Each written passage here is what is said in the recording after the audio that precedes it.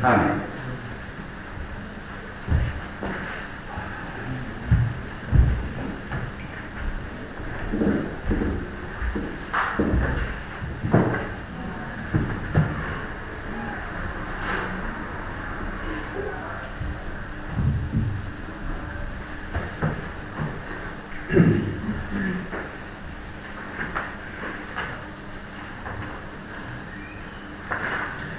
Estamos creo que son 11 días o 12 días de lo que conocemos como Navidad. Y ya todo el mundo se está preparando para eso. Y es por esa razón que hemos querido hoy día que leyéramos este pasaje inicial de un tema que seguramente se trata muy poco. Porque, de acuerdo al relato que nos leyó el hermano Ramón, el pastor Ramón, aquí tenemos aquella mención cuando el ángel Gabriel visitó a María en Nazaret para anunciar el nacimiento de Jesús. Ahora bien, cuando uno piensa en el nacimiento del Señor Jesús, aunque sabemos que no hay ninguna certeza que fue el 24 o 25 de diciembre, hay más certeza de que fue por ahí por octubre, aunque algunos saben que pudo haber sido por abril. En ningún caso el 24. Pero aún así, cuando uno piensa en este tema del nacimiento de Jesús, inmediatamente vienen a la mente distintos personajes, ¿verdad? Distintos personajes que están en la historia. José, el ángel, los pastores, más adelante, pasando cerca de los 2 años, los magos, etcétera, etcétera.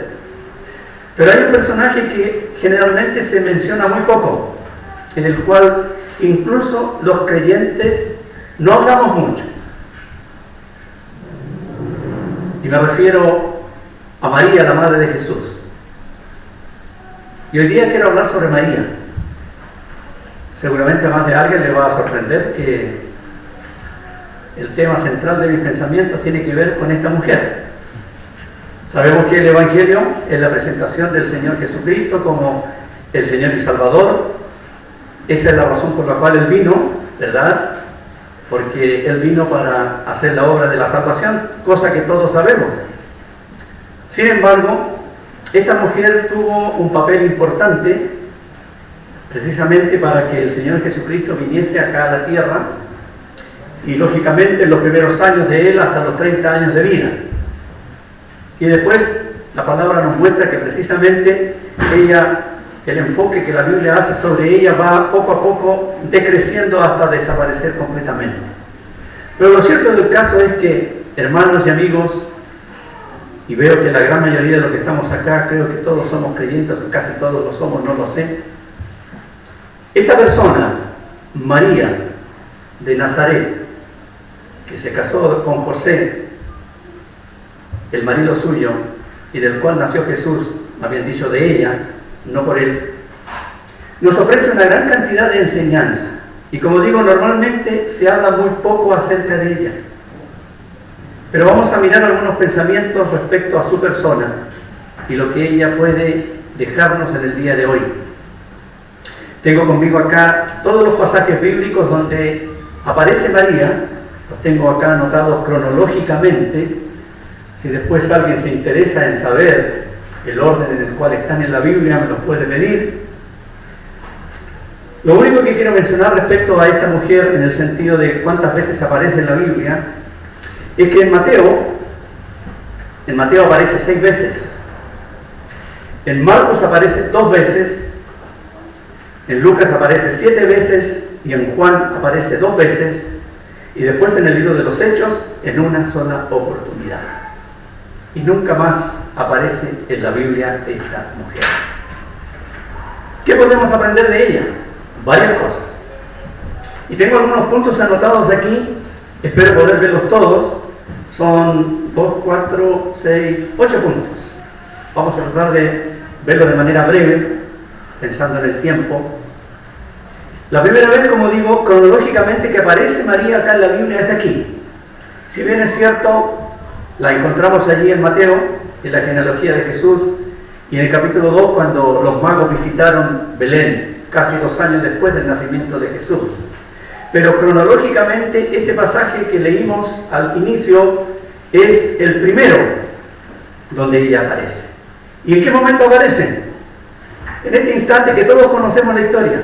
Cuando estando ella allí en Nazaret, se le apareció Gabriel, este ángel de Dios, para darle esta noticia que ella iba a concebir por obra del Espíritu Santo, y el niño que nacería sería llamado Jesús, y del cual se le dijo: este será grande y será llamado Hijo del Altísimo, y el Señor Dios le dará el trono de David su padre, y reinará sobre la casa de Jacob para siempre, y su reino no tendrá fin. Ese fue el mensaje que el ángel le dio a María ese día. Un mensaje que es un hecho, le sobrecogió totalmente y le tomó de sorpresa, porque ella, como sabemos, por otro pasaje bíblico, ella estaba comprometida en matrimonio con José, estaban en ese periodo que se conocía en aquella época como el desposorio, que era 1 año después de la promesa de matrimonio, y en el cual se debía demostrar más que nunca la fidelidad de ambos antes del matrimonio. Y en ese momento, en ese tiempo, ella recibe este mensaje que la desconcertó completamente, pero como leímos, el ángel le dijo que era obra de Dios que iba a ocurrir en ella. El Espíritu Santo vendrá sobre ti, dice el versículo 35, y el poder del Altísimo te cubrirá con su sombra, por lo cual también el santo ser que nacerá será llamado Hijo de Dios. E incluso el ángel le recuerda lo que había pasado con la parienta de ella, con Elizabeth, que ya tenía 6 meses de embarazo, y eso que era una mujer de edad avanzada y había sido estéril toda la vida. Y el ángel remata su mensaje con lo del verso 37. Nada hay imposible para Dios. Y esto es algo que a nosotros como creyentes nos debe también dar consuelo. Saber que nada hay imposible para nuestro Dios. Y que cuando Dios quiere cumplir sus planes, los va a cumplir, porque Él es todopoderoso. Ahora bien, ¿cuál fue la reacción de María aquí? Verso 38. Quiero que miremos ese verso. ¿Qué dijo ella? He aquí la sierva del Señor. Hágase conmigo conforme a tu palabra. Esas fueron sus últimas palabras. He aquí la sierva del Señor. María oyó el mensaje de Dios por medio del ángel, y después de investigar, porque ella se sorprendió, ¿cuál fue su reacción? La obediencia. Obedeció y se sometió al mandato de la palabra de Dios, se sometió a la voluntad de Dios, estuvo dispuesta a obedecer la voluntad de Dios, aunque para ella eso iba a significar una cantidad enorme de contratiempos y problemas. Una situación extremadamente difícil en el ambiente social en el cual ella vivía, que incluso podría terminar con la muerte de ella, de acuerdo a la ley judía. Pero ella estuvo dispuesta a someterse a la voluntad de Dios y dijo: hágase conforme a tu palabra, hágase conmigo conforme a tu palabra. Y esta es la primera lección que nos enseña María. Estuvo dispuesta a obedecer la voluntad de Dios. Ahora nosotros, los que somos hijos de Dios, podemos aprender de esto. ¿Estamos dispuestos, cuando hay algo en nuestras vidas que el Señor nos indica, a obedecer la voluntad del Señor? María nos deja un gran ejemplo. Y si en esta tarde hay aquí alguna persona que no conoce a Cristo Jesús como su Señor y Salvador, yo le digo: ¿está usted dispuesto a obedecer el Evangelio? Porque el Evangelio es un mandato que debe ser obedecido. No puede ser ni debe ser cuestionado, debe ser obedecido. Y precisamente toda persona que se va a condenar va a ser porque no obedeció el Evangelio. La verdad es esta: el Evangelio no es una opción para ver si creo o no creo. El Evangelio es un mandato que debe ser obedecido. Y eso es algo que todos nosotros, incluso los creyentes, debemos tener claro cuando tenemos la ocasión de hablar el Evangelio a alguna persona. No decirle, mire, vea si le conviene o no le conviene. No. El Evangelio es un mandato. Arrepentíos y convertíos, dice el Señor. Y la persona que se vaya a la condenación será precisamente porque no obedeció el Evangelio. Y evidentemente, para cualquier persona que esté aquí y que aún no tenga claro este concepto, le decimos, el Evangelio debe ser obedecido. Es un mandato del Señor. Pablo lo predicó así en Atenas. Dios manda a todos los hombres, en todo lugar, que se arrepientan. Y si Dios lo manda en todo lugar, también lo manda aquí en Tierras Blancas. Que la persona que aún no lo ha hecho se arrepienta de sus pecados y ponga su fe en Jesucristo para la salvación de su alma. Aquí está la primera lección de María para nosotros. Dispuesta a obedecer el mandato del Señor. Pero si uno avanza en la historia, el relato que sigue a partir del versículo 39 del capítulo 1 de Lucas hasta el versículo 56, allí tenemos ese momento cuando María fue a visitar a su parienta Elizabeth, que estaba embarazada de 6 meses, una mujer de edad avanzada, un milagro que Dios hizo allí. Y podríamos leer todo el relato, pero no tenemos el tiempo de hacerlo, pero usted puede hacerlo con calma después, entre el verso 39 hasta el versículo 45, cuando María fue allá a las montañas y se encontró con su parienta, y apenas Elizabeth la vio, dice que fue llena del Espíritu Santo cuando María le saludó. Es un relato muy interesante y muy emocionante allí también. Y producto de aquel encuentro con su pariente Elizabeth, María alaba a Dios. Y la alabanza de María está entre los versículos 46 hasta el versículo 55. Una alabanza preciosa. ¿Y cómo comienza María esa alabanza? Comienza hablando acerca de ella respecto a Dios. Y mire qué interesante, voy a leer solamente los versículos 46 y 47, no, pero 46 hasta el 48. ¿Qué dijo María al comienzo de su cántico? Engrandece mi alma al Señor, y mi espíritu se regocija en Dios, mi Salvador, porque ha mirado la bajeza de su sierva. Pues he aquí, desde ahora me dirán bienaventurada todas las generaciones. Y podríamos leer el verso siguiente. Porque me ha hecho grandes cosas el poderoso, santo es su nombre. Ahora sabemos bien, mis hermanos y amigos, que producto de pasajes como este, la religión popular ha inventado una frase: la siempre bienaventurada Virgen María. ¿Verdad? Lo hemos escuchado. Sabemos que la religión popular dice eso. Pero aquí no hay nada que nos pueda indicar que tengamos que tratarla así. Porque el concepto bienaventurado, que a veces es muy mal entendido, significa simplemente muy feliz, dichosa. No significa otra cosa. No significa que ella tenga un escalón por sobre nosotros, que ella sea la muy bienaventurada. No. Ella dijo eso pensando en lo que Dios había hecho con ella. Ella dijo, yo voy a ser dichosa, feliz, y toda la gente a través de la generación va a decir que yo soy dichosa. Pero respecto a qué? Respecto a lo que dijo antes. Fijémonos en el versículo 46. Ella engrandece al Señor, el alma de ella alaba al Señor, y el espíritu de ella en el versículo 47 dice que se regocija en Dios,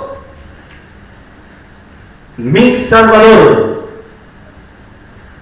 ¿Y por qué recalco esas dos palabras?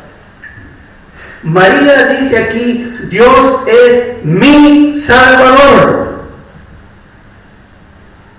¿Por qué insisto en esto?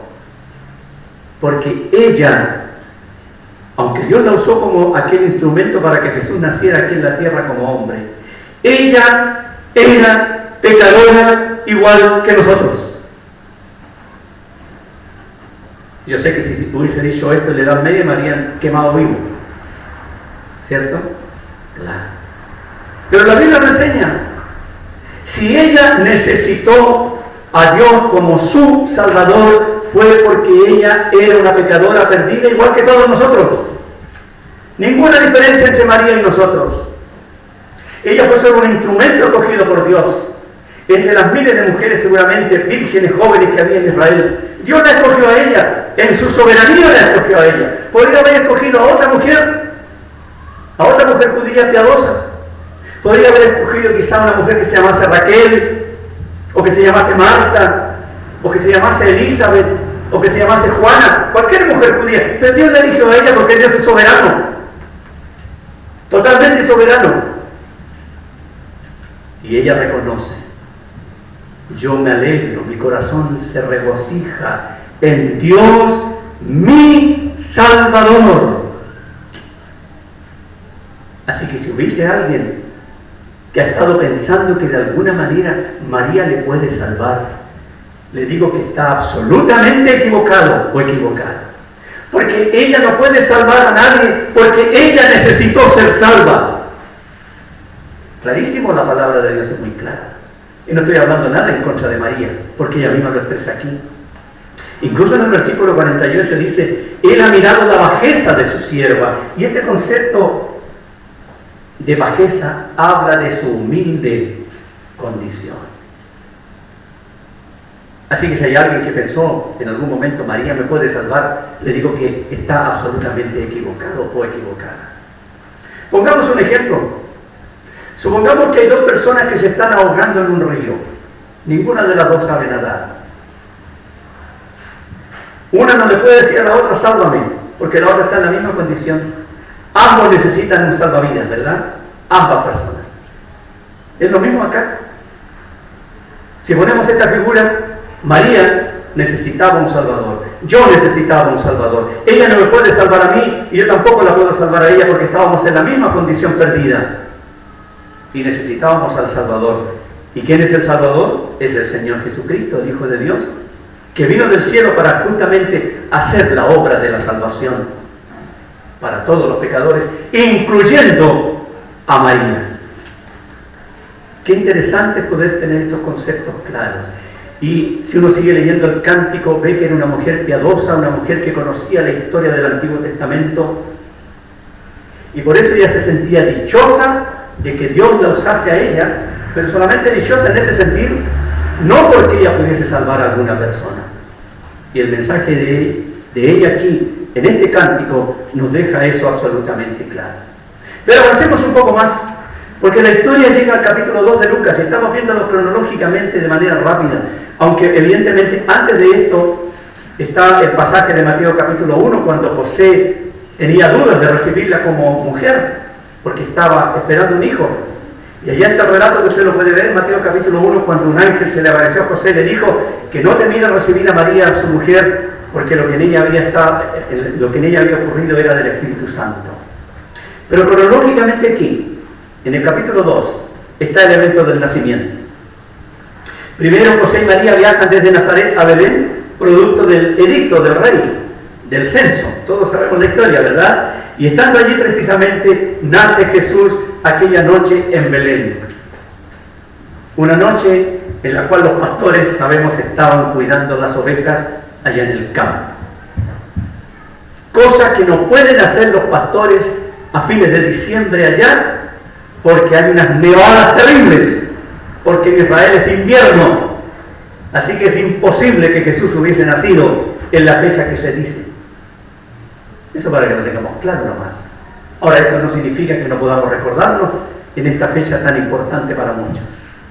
Ahí están los pastores, conocemos la historia, se les aparece aquel ángel que les dice en el capítulo 2, versículo 10, no temáis, os doy nueva de gran gozo que será para todo el pueblo, que os ha nacido hoy en la ciudad de David un Salvador que es Cristo el Señor, y le da la señal del niño envuelto en pañales acostado en el pesebre. Y después tenemos, ¿no es cierto?, cuando aparece el coro celestial cantando gloria a Dios en las alturas y en la tierra paz, buena voluntad para con los hombres. ¿Y qué hicieron los pastores? Fueron a Belén, ¿verdad? Hay villancicos que hablan de los pastores que fueron a Belén también para ver aquello que había acontecido. Y cuando uno llega al versículo 17 del capítulo 2, ¿qué tenemos? Tenemos que al verlo, los pastores dieron a conocer lo que se les había dicho acerca del niño. ¿A quién fueron a ver a Belén ellos? ¿A María acaso? ¿Fueron a adorar a María? No. Fueron a ver al niño. ¿A quién proclamó el ángel aquella noche? ¿Os ha nacido un Salvador? No proclamó a María, lo proclamó a él. ¿Y por qué voy insistiendo en este punto? Porque el centro de toda la historia es Jesucristo. Ella fue un instrumento en la mano de Dios, al igual que José. Pero Él es el centro de la historia. Él es el Salvador que nació aquella noche en Belén para la salvación de los pecadores. Y es lo que ellos fueron a contar allí. ¿Y cuál fue la reacción de María? Verso 19. Pero María guardaba todas estas cosas, meditándolas en su corazón. Interesante ejemplo el de ella, ¿verdad? Y esto que pasó con María esa noche que nació Jesús, cuando ella meditaba aquellas cosas en su corazón, volvió a pasar 12 años después. Si usted me acompaña en el mismo capítulo 12, perdón, el capítulo 2, pero ya cuando Jesús tenía 12 años, ya allí a partir del verso 42, cuando Jesús tenía 12 años, y usted sabe que fueron a Jerusalén al templo, y Jesús se perdió en el templo allí, y lo anduvieron buscando 3 días, todos sabemos la historia. Y cuando lo encontraron fue cuando Jesús les dijo que Él tenía que estar en los negocios de su Padre. ¿Y qué dice el verso 51? Y descendió con ellos, es decir, Jesús descendió con sus padres a Nazaret, y volvió a Nazaret y estaba sujeto a ellos. Y su madre guardaba todas estas cosas en su corazón. En 2 oportunidades en el capítulo vemos a María guardando aquellas cosas importantes en su corazón y meditando en ellas. Era una mujer de profunda reflexión espiritual y que meditaba en aquellas cosas importantes para ella. Lo que había pasado con los pastores cuando le anunciaron de que el ángel les había visitado. Y ahora a los 12 años, cuando Jesús les dijo, yo debo estar en los negocios de mi Padre. Ella meditaba en aquellas cosas que eran las cosas importantes en su vida espiritual. Otro ejemplo, hermanos y hermanas, para nosotros. Ella llenaba su corazón de las cosas importantes para meditar en ellas. Otra lección que nos entrega María, la madre de Jesús. Seguramente tenía muchas cosas en su mente como todos nosotros, pero las cosas importantes las guardaba y las meditaba. Ejemplo también para nosotros en nuestra vida espiritual. Ahora bien, intercalado con esto aquí en el mismo capítulo 2, hay 2 momentos más donde aparece María con José allí. Y es cuando Jesús tenía 8 días, en el verso 21, cuando Jesús fue circuncidado, y cuando tenía 40 días, en el versículo 22, cuando lo presentaron en el templo. Ahora bien, pasan los años, y entre los 12 y los 30 años no tenemos ninguna información sobre el Señor Jesucristo. Hay gente que ha inventado muchas mentiras respecto a eso, pero no nos vamos a meter a pensar en esas mentiras. Hablan de que Jesús fue a Arabia, de que lo criaron allá, le enseñaron magia y un montón de cosas. La Biblia no dice absolutamente nada sobre Jesús entre los 12 y los 30 años. Lo único que sabemos sí es que estuvo en Nazaret y estaba sujeto a sus padres terrenales. Y entendemos que aprendió el oficio de José, porque a él lo trataron de el carpintero o el hijo del carpintero. Y eso estaba claro. Pero Jesús salió al ministerio que el Señor le había entregado para que hiciese. Y quiero que vayamos ahora a Juan, capítulo 2, porque ahí encontramos de nuevo a María en este recorrido cronológico breve que estamos haciendo, y nos encontramos en unas bodas. Juan capítulo 2, y por lo que sé de la Biblia en esta parte, es uno de los pasajes en los cuales ella aparece, porque después va a aparecer en el capítulo 19. Y aquí en el capítulo 2 están las bodas de Caná de Galilea. Jesús estaba invitado, algunos discípulos, también estaba ella, la madre de Jesús. Se dice claramente ahí, la madre de Jesús, no la madre de Dios, porque Dios no tiene madre. Dios es eterno Y si María fuese la madre de Dios, tendría que haber estado antes que Dios. Y eso es absolutamente imposible. Esa es otra de las incongruencias y de las mentiras de la religión popular. Ella fue llamada la madre de Jesús, en lo que dice la Biblia, en el sentido humano, nada más.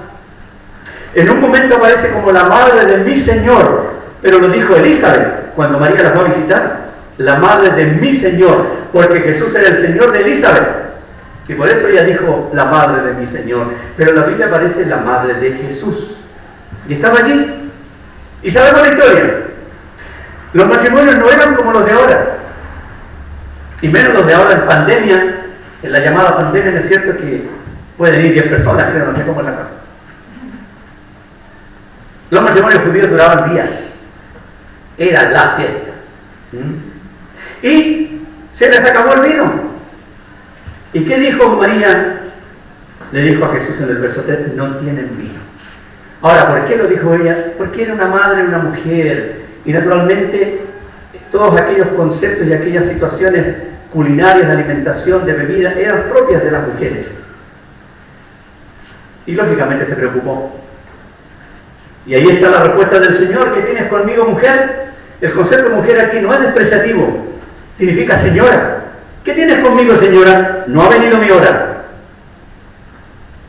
Es decir, el Señor no iba a actuar por lo que María le dijera. Ojo, ¿usted ha leído o ha escuchado esa frase que se usa mucho en la religión popular cuando celebran el mes de María? ¿Sabe cuál es? A Jesús por María. ¿Por qué? Porque como ella es la madre y ella le dice, él le hace caso. No hay tal cosa en la Biblia. Eso está solamente en la imaginación de la religión popular. Pero no en la Biblia. Y aquí está claro. Ella le dijo, ¿no tienen vino? Y él le dijo, ¿qué tiene que ver conmigo, señora? Yo sé cuándo voy a actuar. No cuando tú me lo digas.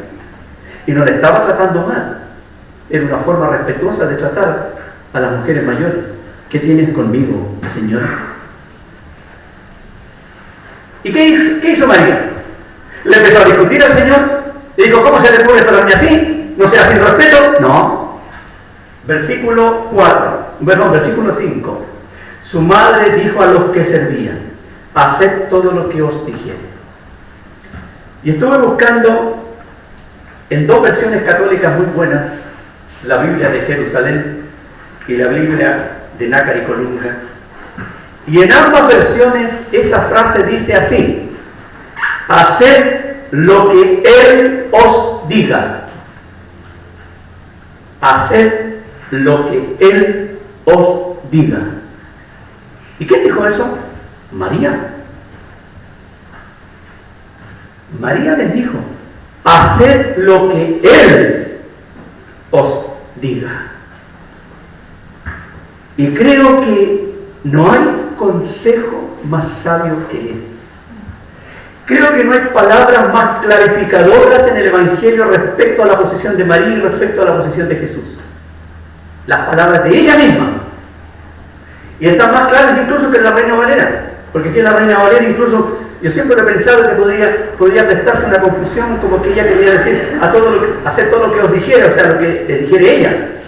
Pero las mismas versiones católicas dicen, hagan lo que Él os diga. Ella se dio cuenta, aquí no tengo nada que hacer yo. Él es el que tiene que hablar. Él es el que tiene que actuar. Y lo que Él diga tiene que hacerse, no lo que diga yo. ¿Qué le parece? Así es.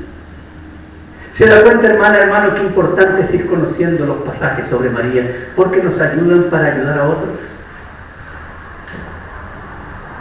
Ahora yo digo y pregunto en esta tarde, ¿ha hecho usted caso al consejo de María? ¿Hemos hecho caso al consejo de María? ¿Hacer lo que Jesús dice? No lo que dijo ella, porque ella no dijo nada. Y ella no dice nada. Y todos esos inventos que han aparecido, ¿no es cierto?, de las apariciones de María, hablando de unos pastorcitos allá en Europa, sabemos que no es Dios que habla así. El consejo de María, un consejo muy sabio. Haced o hagan lo que Él os diga. ¿Y qué es lo que nos dice el Señor Jesucristo? El que oye mi palabra y crea al que me envió, tiene vida eterna, y no vendrá a condenación, mas ha pasado de muerte a vida. El que oye mi palabra y cree al que me envió, tiene vida eterna, es lo que nos dice el Señor. ¿Y cuántas otras cosas nos dice más el Señor en el Evangelio? Hay que hacer lo que Él dice, no lo que dice María, y hay que hacer caso al consejo de María. Haga lo que Jesús dice. ¿Y qué dijo Jesús? Yo soy el camino y la verdad y la vida. Nadie viene al Padre sino por mí. Yo soy la luz del mundo. El que me sigue no andará en tinieblas, tendrá la luz de la vida. ¿Y cuántos otros pasajes más podríamos citar respecto a lo que Jesús nos dice? Hay que hacer caso a lo que María dijo. Hagan lo que Él dice. Y si hay alguna persona aquí que ha estado haciendo caso a María, o pensando en que María le puede ayudar, aquí está el consejo de ella. Hagan lo que Él dice. Hagan lo que Él dice. ¿Y qué está queriendo decir ella? No hagan lo que digo yo. ¿Se da cuenta? Por eso necesitamos conocer lo que dice la Biblia sobre esta mujer. De esa manera tenemos todo más claro y podemos ayudar también a otra persona que pueda estar en la confusión respecto a este tema. Pero avancemos un poco más, porque el Señor comenzó su ministerio y cuando nosotros vemos en los evangelios el primer año, cuando Él se dio a conocer y después vino el año de la popularidad, dice la Biblia que el Señor no tenía tiempo ni para comer pan. Y para esto tenemos que mirar en Marcos. Vamos rápidamente a Marcos. Marcos cita a María solamente en 2 oportunidades. Y vamos a ver uno de esos pasajes en el capítulo 3. Marcos capítulo 3.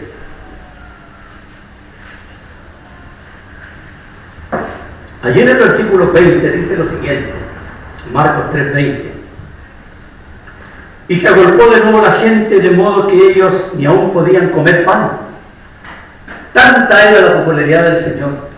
Las multitudes se abalanzaban sobre Él. No podían ni siquiera comerse un bocado de pan con los apóstoles. Y miren lo que dice el versículo 21. Cuando lo oyeron los suyos, vinieron para prenderle, porque decían, está fuera de sí.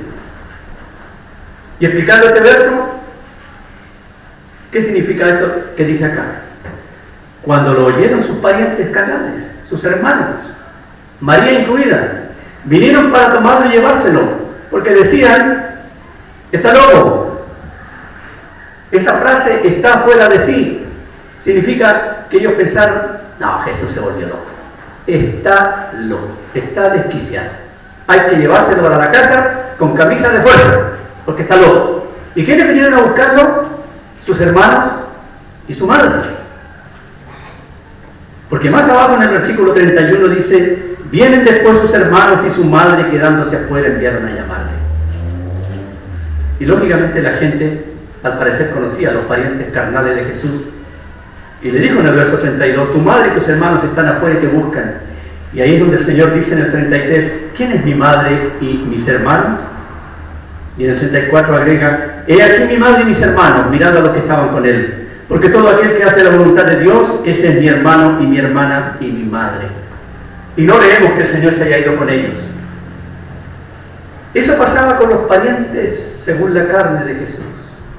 Dice el evangelista Juan que ni sus hermanos creían en Él. Y claro, cuando vieron la popularidad del Señor, lo fueron a buscar porque pensaron que Él estaba desquiciado. Y María fue con Él. ¿Qué pasó con María en ese instante? Se dejó influenciar evidentemente por sus demás hijos. Y con lo que digo no estoy diciendo ninguna blasfemia, porque María, aparte de Jesús, tuvo hijos e hijas. Y los nombres de los hijos están en los evangelios. Y si alguien tiene alguna duda, tiene que leer allí en Marcos capítulo 6, cuando dice, ¿no es este el carpintero, hijo de María, hermano de Jacobo, José, de Judas y de Simón? ¿No están también aquí con nosotros sus hermanas? ¿Sí? Y aunque la iglesia popular ha inventado de que eran primos, no hay nada que lo evidencie. Porque una mujer judía, mientras más hijos tenía, se sentía más bendecida. Si tenía uno solo, era una bendición nomás. Pero mientras más hijos tuviese, mayor era la bendición. Y estos parientes carnales fueron a buscarlo. ¿Y qué pasó en ese instante con María? Se dejó influenciar. pensando, bueno, a lo mejor mi hijo Jesús debe estar a lo mejor mal. Pero no vemos que Jesús se haya ido con ellos. Y esto me hace pensar, mis hermanos y amigos, en que María era una mujer falible que se equivocaba. Y esto nos confirma precisamente lo que estamos diciendo y lo que veíamos delante cuando ella dijo que necesitó a un Salvador. Siendo una mujer piadosa, una mujer virtuosa, aún así era una mujer que fallaba y se equivocaba. Y lo vemos claramente aquí, en este pasaje. Así como todos nosotros también fallamos y nos equivocamos. Y ahí tenemos justamente el ejemplo de María. Pero avancemos rápido porque no quiero ocupar tanto tiempo. Pero hay un pasaje, hermanos, que habla acerca de María en forma indirecta. Y es muy importante, que está en Lucas capítulo 11. Lucas capítulo 11. Versículo 27. Lucas 11, 27 y 28.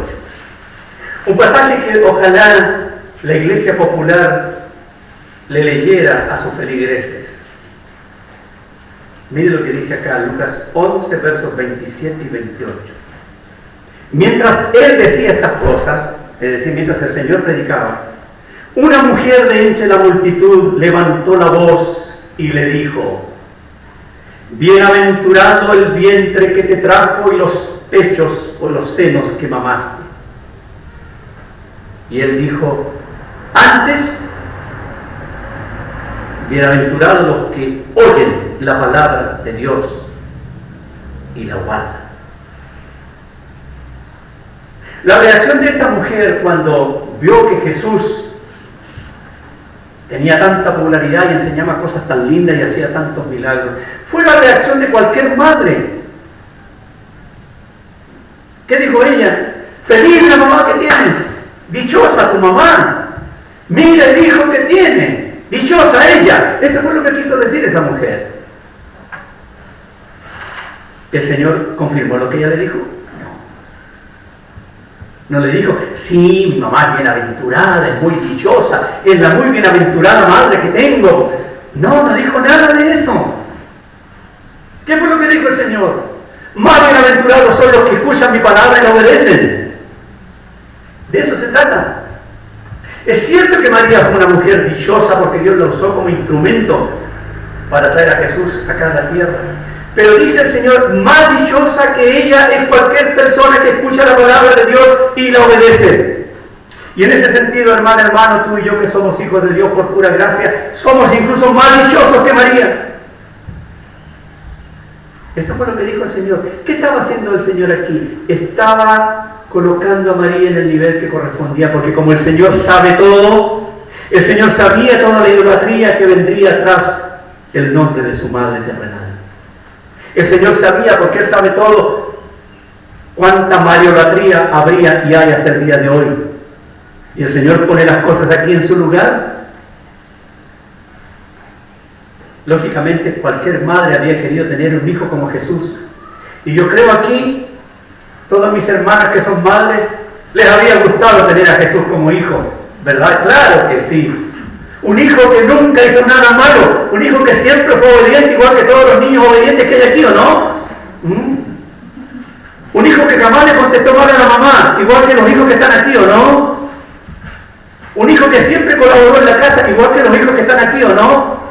Cualquier madre había querido tener a Jesús como hijo. Y yo creo que esa mujer quería eso. Le había gustado tanto que tú hubieras sido hijo mío. Dichosa tu madre. Jesús la pone en su lugar. ¿Qué le parece? Más bienaventurado, más dichoso es aquel que oye la palabra de Dios y la guarda. Así que mi hermana, mi hermano, si nosotros obedecemos la palabra del Señor, somos incluso más dichosos que María y cualquier persona que la obedece. Y si hay aquí alguna persona que hasta el día de hoy, insisto en lo que dije al comienzo, no ha obedecido el Evangelio para ser salvo, es el momento que lo haga. Será incluso más dichoso que María. El Señor lo dijo acá. Es increíble, hermanos, cómo la palabra de Dios nos clarifica tan bien lo que tiene que ver con esta mujer. Nos da grandes ejemplos de ella y nos enseña verdades profundas. Pero avancemos, nos quedan un par de pasajes nomás para terminar. El que viene es Juan capítulo 19. Un momento muy triste. Juan 19. Para cualquier madre, por supuesto. Con mayor razón para María, la madre de Jesús. Juan 19, cuando Jesús está allí crucificado. En el versículo 25. Dice, estaban junto a la cruz de Jesús su madre y la hermana de su madre, María, mujer de Cleofas, y María Magdalena. Cuando vio Jesús a su madre y al discípulo a quien él amaba, que estaba presente, dijo a su madre, mujer, he ahí tu hijo. Después dijo al discípulo, he ahí tu madre. Y desde aquella hora el discípulo lo recibió en su casa. Un momento muy desgarrador para cualquier madre, ver que su hijo estaba muriéndose. Un momento desgarrador para María como madre de Jesús. Y está a los pies suyos. Era el momento más inconveniente para identificarse con Jesús. Claro, pero allí está ella. ¿En qué momento está ella a los pies de Jesús? Creo que en el momento de mayor angustia de su vida. Recordemos la profecía que hizo Simeón allí en Lucas 2, cuando Jesús tenía 40 días, como lo mencioné, y lo llevaron al templo para presentarlo. Recordemos que allí se presentó un anciano llamado Simeón y una mujer anciana, aún más anciana, llamada Ana. ¿Y qué dijo Simeón en la profecía? Le dijo a María, una espada traspasará tu misma alma. Y ese era el momento, hermanos y hermanas, cuando una espada de angustia, de dolor, de sufrimiento enorme estaba traspasando el alma de María, como mujer, como madre terrenal, porque ahí estaba su hijo sufriendo lo indecible. ¿Y qué hizo ella en ese momento de mayor angustia, de mayor dolor, de mayor tribulación, de mayor sufrimiento personal? A los pies de Jesús. Es una lección para nosotros. Hermana, hermano, ¿ha tenido en su vida momentos de angustia, momentos de dolor, momentos cuando al parecer el mundo se le ha hecho pedazos? Yo los he tenido, y yo creo que todos aquí. ¿Cuál más, cuál menos? ¿Dónde encontramos el consuelo? ¿Dónde encontramos la paz? Solo a los pies de Jesús. No voy a entrar a la parte que tiene que ver con Juan, que la religión popular ha inventado otra mentira ahí, diciendo que, como Jesús le dijo a Juan que era el hijo, todos nosotros somos hijos de María porque Jesús le dijo a Juan. No tiene nada que ver eso, es otra mentira de la iglesia popular. Y hay que decirlo con todas sus letras. Pero ¿qué aprendemos aquí? Aprendemos que a los pies de Jesús encontramos consuelo. Yo no sé, hermano, si usted ha venido hoy día con alguna angustia muy oculta, muy profunda, porque normalmente nos pasa a todos, que cuando nos congregamos tratamos de poner nuestro mejor rostro, ¿verdad? Y decimos, sí, estoy bien. Pero a veces dentro hay alguna angustia profunda. Puede que sea. Le vuelvo a recordar esto. A los pies de Jesús encontramos el consuelo. A los pies de Jesús encontramos la paz. Y si nos toca llorar a los pies de Jesús, lloremos a los pies de Jesús. Y Él nos consuela. Él dijo, la paz os dejo, mi paz os doy. Yo no la doy como la da el mundo. No se turbe vuestro corazón ni tenga miedo. María encontró el consuelo a los pies de Jesús. Nosotros también lo podemos escuchar. Y si hay aquí alguna alma atribulada que el pecado lo tiene cargado y que se da cuenta que si no se entrega a Cristo se perderá eternamente, vaya a Cristo, vaya a los pies de Cristo y arrepiéntase de sus pecados y ponga su fe en Jesucristo para la salvación de su alma. Y va a encontrar el descanso para su alma. Recordemos esa palabra que Jesús dijo, venid a mí todos los que estáis trabajados y cargados y yo os haré descansar. Eso el Señor se lo dijo a los discípulos. Pero también por extensión se lo dice a cualquier persona que se da cuenta que sus pecados lo tienen cargado, atribulado, angustiado. y que merece solamente la condenación eterna, acuda a Cristo, acuda a los pies de Cristo, refúgiese en Él, reconózcale como Salvador y Señor personal y encontrará descanso, descanso para su alma también. Así como María encontró alivio a los pies de Jesús. Nos queda un pasaje más, Hechos capítulo 1. Jesús murió, fue sepultado, resucitó, se apareció durante 40 días a los apóstoles y a otros hermanos, ascendió al cielo, tal como sale en Hechos capítulo 1. ¿Y qué leemos allí? Verso 12. Hechos 1:12. Entonces volvieron a Jerusalén desde el monte que se llama del Olivar, o de los Olivos, el cual está cerca de Jerusalén, camino de un día de reposo, 1080 metros más o menos. Y entrados, subieron al aposento alto, donde moraban Pedro y Jacobo, Juan, Andrés, Felipe, Tomás, Bartolomé, Mateo, Jacobo, hijo de Alfeo, Simón el Celote y Judas, hermano de Jacobo. Todos estos perseveraban unánimes en oración y ruego con las mujeres y con María, la madre de Jesús, y con sus hermanos. Esta es la última cita sobre María en la Biblia. No hay ninguna otra más. La última vez que la vemos en la Biblia a María, la vemos junto a los demás cristianos, esperando el cumplimiento de la promesa de la venida del Espíritu Santo, cosa que ocurrió 10 días después de la ascensión de Jesús. Era una más en el grupo de cristianos. Claro, yo he visto dibujos acerca de este pasaje, dibujos de la religión popular. ¿Y saben cómo es el dibujo? María está al medio y todos están alrededor de ella. Y en la cabecita de ella, una aureola. No hay tal cosa aquí. Ella era una más de la compañía de creyentes. Humilde, sencilla, virtuosa, pero una más. Por eso que no podemos confiar en ella para la salvación. Por eso que no podemos confiar en ella para nada. Su ejemplo sí está. Y si usted quiere leer todos los pasajes después y analizarlos, ¿cuánta lección nos deja esta mujer? María, la madre de Jesús. María, la Virgen de Nazaret, que Dios usó para que Jesús viniera aquí a la tierra. Al final, ella está allí junto con sus hermanos, esperando la promesa del Señor. Gran ejemplo, ¿verdad? Grandes lecciones que nos deja en el día de hoy. Y quiero mencionar algo al terminar. La religión popular ha inventado que la profecía de Apocalipsis capítulo 12, de aquella mujer que Juan vio vestida del cielo y de la luna y 2 estrellas en su corona, algo así, ha inventado que es justamente María y que por eso hay que adorarla. Pero no hay tal cosa en la palabra de Dios. Porque aquella profecía de Apocalipsis 12 tiene que ver claramente con Israel. Aquella mujer es Israel. Lo digo porque de repente usted puede encontrar por ahí alguna publicación que habla acerca de eso. Este es el último pasaje donde ella sale y está con los demás creyentes.